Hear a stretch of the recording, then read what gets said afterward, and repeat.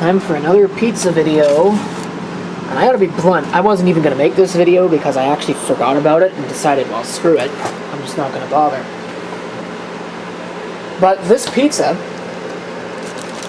which is a Dr. Oetker Suprema new pizza, triple fermentation over 24 hours, crispy and airy crust. Well, yeah, certainly is airy, I can tell you that much.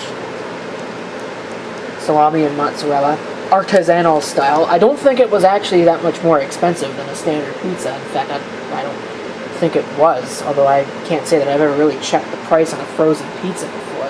I just kind of get what I think I want to try. But this pizza is too big for this pan that I use to cook all my frozen pizzas, and that fits almost perfectly, like literally every other frozen pizza on the planet. So I had to run out and I had to buy a pizza pan. They call it a pizza crisper pan. Just murdered everybody that had headphones on. Before first use, hand wash in warm soapy water. So I guess I'm going to do that. And the other interesting thing about this pizza is that it says that you're supposed to leave it sitting out while the oven preheats. So that's, like I said, that's a little odd. So let me get this stupid pan prepared. And yeah, it's definitely larger than this one. So it should fit just fine in this. Alright, you see it definitely fits that pan. So I'm going to put it directly on this thing because to my line of thinking, one of these pans should allow you to put this directly onto should allow you to put the pizza directly on the pan. It says it's got a non-stick coating. I don't know how much I believe that. So we'll see how this goes, and if it doesn't work, then I guess I'm going to line this with parchment paper like I do everything else going forward. But I kind of like to use this going forward for frozen pizzas because having an actual pizza pan might be kind of nice. Puts that thing completely out of use though because I don't have any other uses for it. So this thing is preheating to 425, which is what the directions say you need to preheat it to. Such a waste of parchment paper. Like I said, right there, remove it from packaging and leave it at room temperature while the oven preheats. It's the only time I think I've ever seen that. You can see it's actually starting to melt. Yes, that's what it looks like. And there's cheese all over my floor because, well, guess what? It makes a frickin' mess. So, now I gotta clean that up too. Oh, yes, and worth mentioning, I have a little bit less counter space right now because I am making some bread at the same time. I didn't pay that for it. Blue tags were, I think, either 50 or 25% off that day. I don't remember. It's been a long time. I've had this for a while. And it works just fine. I don't know that you can actually see in it. Oh yeah. Works good. Still waiting for this stupid oven to preheat. This thing takes forever. I don't understand why it takes so long to preheat. Yeah, I have the fan on. Just to try and get some of that. I don't think it really works, but just to try and get some of that heat out. I mean, it's a valiant effort, right?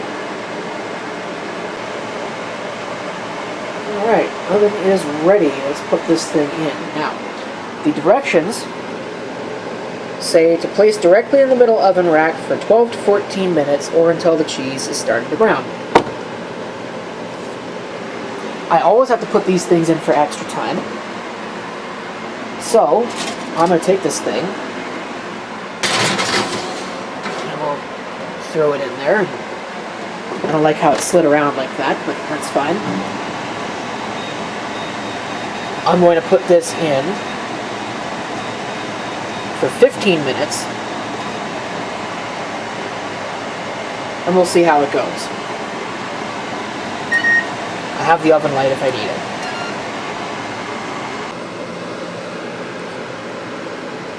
I want to go ahead and read all of their marketing scheme here.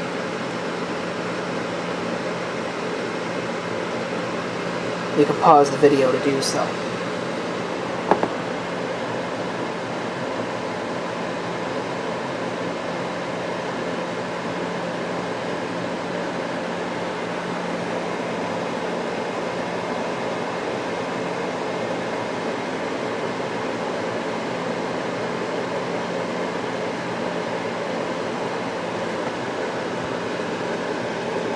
Of course, it also says, caution, pizza will be very hot.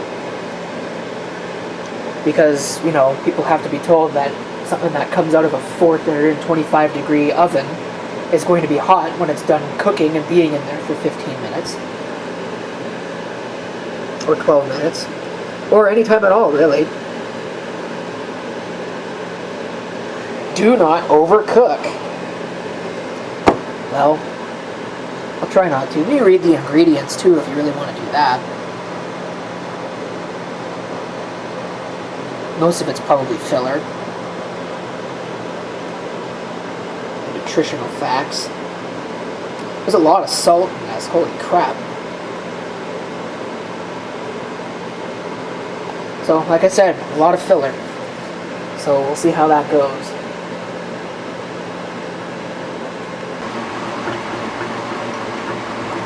I can't hear the sound of that thing.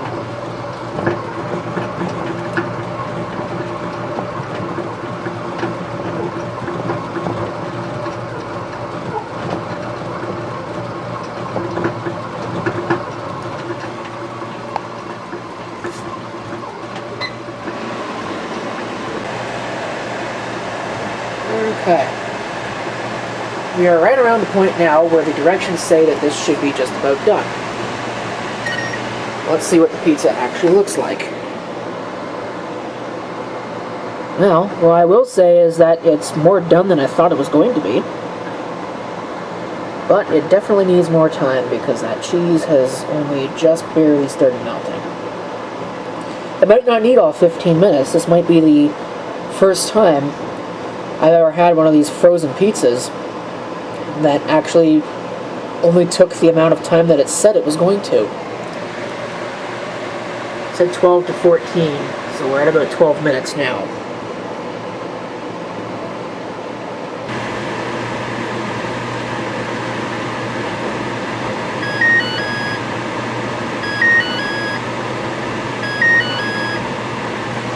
Alright, I did let it go ahead and have the full 15 minutes, but I do believe, yeah, that looks like that's probably done. Now, I don't want to melt my my cutting board here. I don't think I really need it. I could probably just cut the pizza. Oh, that made a mess. I could probably just cut the pizza while it's just sitting right on this. So let it cool for a bit. Turn the oven off. And the oven light. Don't really need that. And we'll see how this is. It smells really good. Definitely smells pretty good. But smell is not everything. Okay, my verdict on this pizza is that for the standards of frozen pizza, it's actually not too bad. In fact, I actually quite like it. But from the standards of pizza in general, it does have a little bit of a letdown. It is a little on the salty side. I will definitely say that.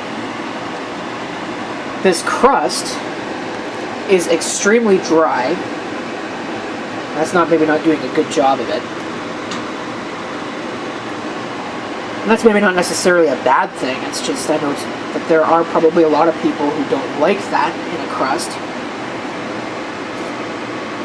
You know, I prefer my crust to be crunchy, but not necessarily dry like this is.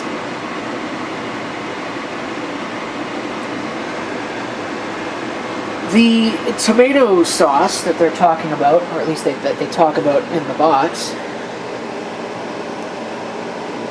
full-bodied sauce made of sun-ripened tomatoes,